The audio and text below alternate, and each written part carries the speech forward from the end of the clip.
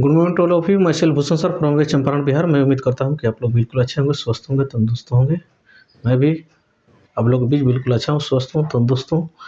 मैं आज medieval history के पार्ट 7 लेकर आया हूँ, जो कि इसके पहले 1 से लेकर 6 तक मैंने अपलोड कर चुका हूँ। और इसके साथ ही साथ मेरा चैनल पे मॉडर्न हिस्ट्री कंप्लीट हो चुका है, जो कि 42 पार्टों में कंप्लीट हुआ है। और साथ ही साथ बहुत से सारे मैंने साइंस और मैथ का भी वीडियो अपलोड कर चुका हूँ। यदि आप मेरे चैनल पर नए हैं तो सबसे पहले मेरे चैनल पर जाकर जितने वीडियोस उस पार्ट बाई पार्ट देखिए, और मेरे साथ ही साथ मेरे चैनल को सब्सक्राइब कर लीजिए, ताकि आने वाला जो भी वीडियो हो ताकि आपके पास पहुँचे। क्योंकि इस चैनल पर भारत के हर एक एग्ज़ाम के दृष्टिकोण से प्रिपरेशन कराया जाता है, चाहे किसी बोर्ड का हो या कोई कॉम्पिटिटिव एग्ज़ाम का हो, ठीक, कोई प्रतियोगी परीक्षाओं का हो, सबके लिए ये मोस्ट इम्पोर्टेंट है। यदि आप इसको अच्छा से देख लेते हैं, गहन अध्ययन कर देते हैं, तो आप भी आने वाले समय में इसका मास्टर ब्लास्टर हो जाइएगा और किसी प्रकार के एग्ज़ाम में आपको कोई कठिनाइयाँ नहीं होगा। तो ठीक है, ज़्यादा देर ना करते हुए मैं अपने सेशन को शुरू करने जा रहा हूँ। तो हम लोग का आज का टॉपिक है क्या? बलबन। क्या है? बलबन। जो रजिया सुल्तान जो थी, इल्तुतमिश की जो बेटी थी, उसके शासनकाल के बाद ये बलबन का शासन आता है, जो कि ये 1266 से लेकर 1286 ईस्वी तक रहता है। ठीक, बलबन का जो वास्तविक जो नाम है, क्या नाम है? बहाउद्दीन। क्या नाम है? बहाउद्दीन। बलबन जो है इलवरी जाति का एक तुर्क था। क्या था? ये बलबन जो तुर्कवासी था, जो जात के था, वो इलवरी जात के था।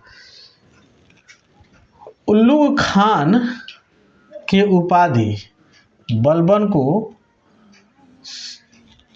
सुल्तान, क्या है यहाँ पर सुल्तान रहेगा, सुल्तान नासिरुद्दीन शाह ने दिया। नासिरुद्दीन शाह ने बलबन को एक उपाधि दिया, जिस उपाधि का नाम है उल्लुग खान। क्या नाम है? उल्लुग खान। यह जो है सुल्तान नासिरुद्दीन द्वारा दिया गया उपाधि था। यह ईरान के रहने वाला था। जो ये उल्लुग जो नासिरुद्दीन जो शाह था, ये कहाँ का रहने वाला था? ईरान एक जगह है जहाँ के ये रहने वाला था।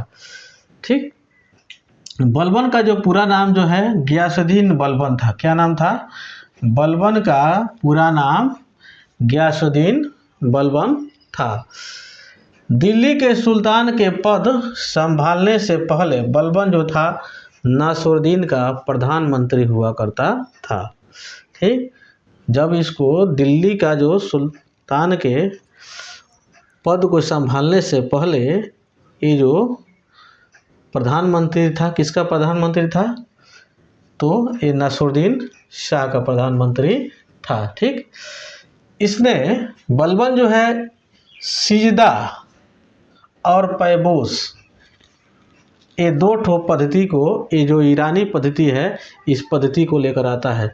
सिजदा का अर्थ होता है घुटने पर बैठकर शीश नवाना, और पैबोस का अर्थ होता है पाँव को चूमना। ये दोनों पद्धति बलबन लेकर आता है, जो कि ये दोनों पद्धति कहाँ पर है, कहाँ का है? ईरानी पद्धति है, ये भारत में लागू करता है। ठीक, इसके बाद से इसने नवरोज त्यौहार, एक त्यौहार जो है, जो कि फारसी त्यौहार है, इस त्यौहार को इसने लेकर आता है, जिसका नाम है नवरोज त्यौहार। ठीक, इसने राजा के राजस्व सिद्धांत को लागू किया कि मैंने राजा का क्या मैंने कर्तव्य होना चाहिए, वो सब सिद्धांत को क्या करना है? लागू करता है। बलबन के राजस्व सिद्धांत को स्वरूप ईरान के फारसी तत्वों से लिया गया है। ठीक, इसने जो फारस के कॉपी किया था, कौन? बलबन, जो कि जो भारत में ले आके इसको लागू किया था। इसके तहत बलबन सुल्तान को पृथ्वी पर अल्लाह का प्रतिनिधि मानता था। इसी के तहत बलबन कहता था जो भी सुल्तान होता है वो अल्लाह के भेजा हुआ क्या है? एक प्रतिनिधि है, जो कि यहाँ के प्रजा को देख रेख करने के लिए आया है। बलबन कहता था कि सुल्तान नियामत ए खुदाई, यानी इसका अर्थ होता है ईश्वर का प्रतिनिधि, एवं जिल्ले इलाही यानी ईश्वर का छाया। मैंने बलबन का कहना यह था कि जो अगर सुल्तान है तो सुल्तान क्या है, ईश्वर का प्रतिनिधि यानी उसके भेजा हुआ दूत है, और ईश्वर का क्या है, छाया है। क्या है माने एक तरफ से सीधा सीधा कहिए जे क्या है, एक तरफ समझे ईश्वर का ये फोटो कॉपी अपने आप को समझे ईश्वर टू है हम लोग, क्या है ईश्वर टू। ठीक, इस ये जो बलबन जो था बहुत खतरनाक ये सुल्तान था। इसने एक नीति अपनाया जिस नीति का नाम है लौ और रक्त। क्या है, लौ और रक्त। इस नीति का मतलब यह हुआ जो अगर उसके क्षेत्र में यानी जो उसके राज्य में जो अगर गलती में पकड़ा जाता था तो उसको सिर को क्या किया जाता, धड़ से अलग कर दिया जाता था। ठीक, ये बहुत खतरनाक कहीं ना कहीं ये नीति था। ठीक ठीक, इसने जो चालीसा दल को क्या कर दिया था, समझो जो इल्तुतमिश जो था, जो चालीसा दल 40 सरदारों को जो दल लेकर आया था, उस दल को क्या करता है, ये बलबन समाप्त कर देता है। ठीक, उसके बाद बलबन नवाब का पद भी समाप्त कर दिया। जो नवाब का जो पहले पद चला आ रहा था, वजीर के, और नवाब के पद को समाप्त कर दिया, और वजीर का जो पद जो है उसको क्या कर दिया, सीमित कर दिया जी, आप लोग को इसी के अंडर में रहना, इससे ज़्यादा आप लोग को तेल मिल करने की ज़रूरत नहीं है। बलबन ने यूपी में एक गढ़ मुक्तेश्वर नाम के क्या करते हैं, मस्जिद बनवाता है। यूपी में एक मस्जिद बनवाता है बलबन, जिसका नाम है गढ़ मुक्तेश्वर मस्जिद। ठीक, ये बलबन द्वारा बनवाया गया ये मस्जिद था। प्रथम बार इमारतों में मौजूद शाही मेहराब बलबन के मकबरा में देखने को मिलता है। यानी जो शाही मेहराब तो इस तरह का बेंड रहता है दरवाजे पे, ठीक, वो काफ़ी सुंदर दिखता है, वो मेहराब बोला जाता है। ये सबसे पहले ये बलबन के मकबरा में देखने को मिला। ठीक, बलबन दिल्ली का प्रथम सुल्तान था जिसने दरबार में गैर इस्लामिक प्रथाओं का प्रचलन किया।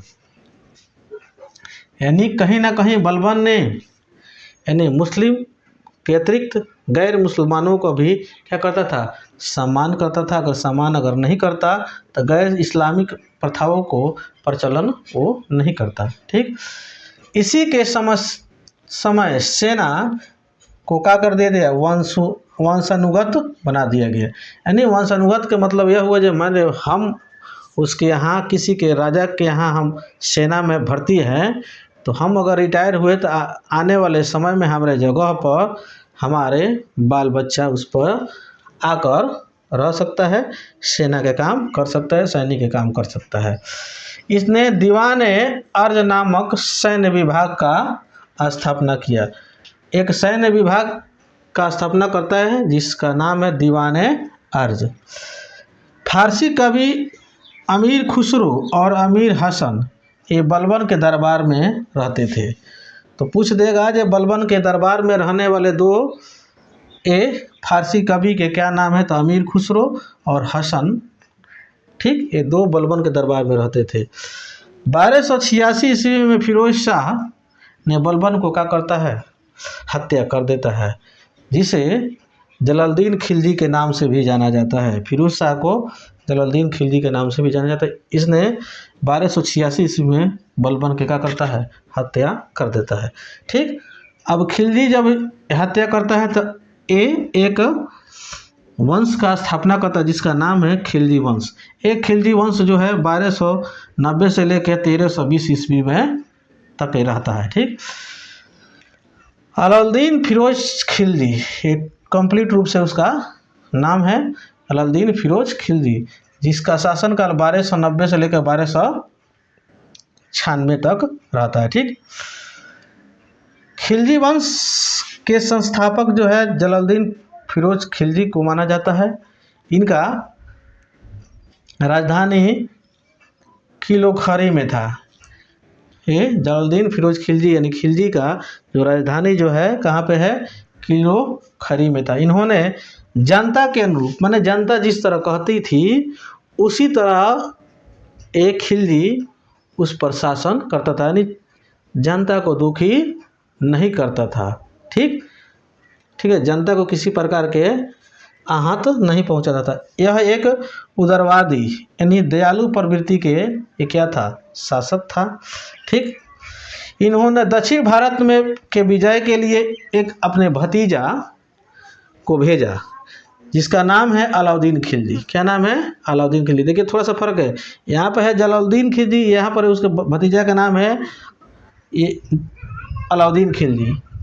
तो जलालुद्दीन खिलजी ने अपने भतीजा अलाउद्दीन खिलजी को दक्षिण भारत में भेजता है और अलाउद्दीन खिलजी जब वहाँ पर जाता है तो बहुत से सारे धन लूटता है और धन लूट कर लेकर जब वापस जब अलाउद्दीन खिलजी जब फिर से वहाँ पर आता है तो जब जलालुद्दीन खिलजी उस लूटे हुए धन का जब हिसाब जब मांगता है तो अलाउद्दीन खिलजी ने उसका हत्या क्या करता है, कर देता है 1296 ईस्वी में।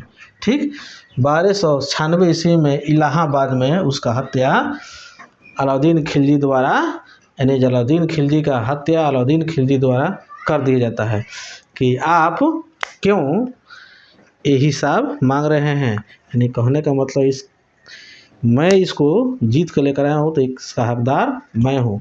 तो कहीं ना कहीं ये बेईमान प्रवृत्ति के अलाउद्दीन खिलजी था, क्योंकि अंडर में तो था किसका, जलालुद्दीन खिलजी का नहीं। तो ठीक है, मेरे वीडियो में शुरू से अंत तक बने रहने के लिए बहुत बहुत धन्यवाद।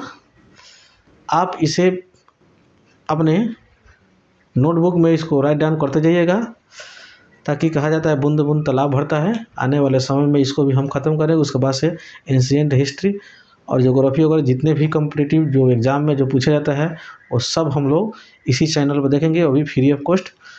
तो ठीक है, इसके अगले पार्ट में बहुत जल्द लेकर आ रहा हूँ। तब तक के लिए जय हिंद, जय भारत।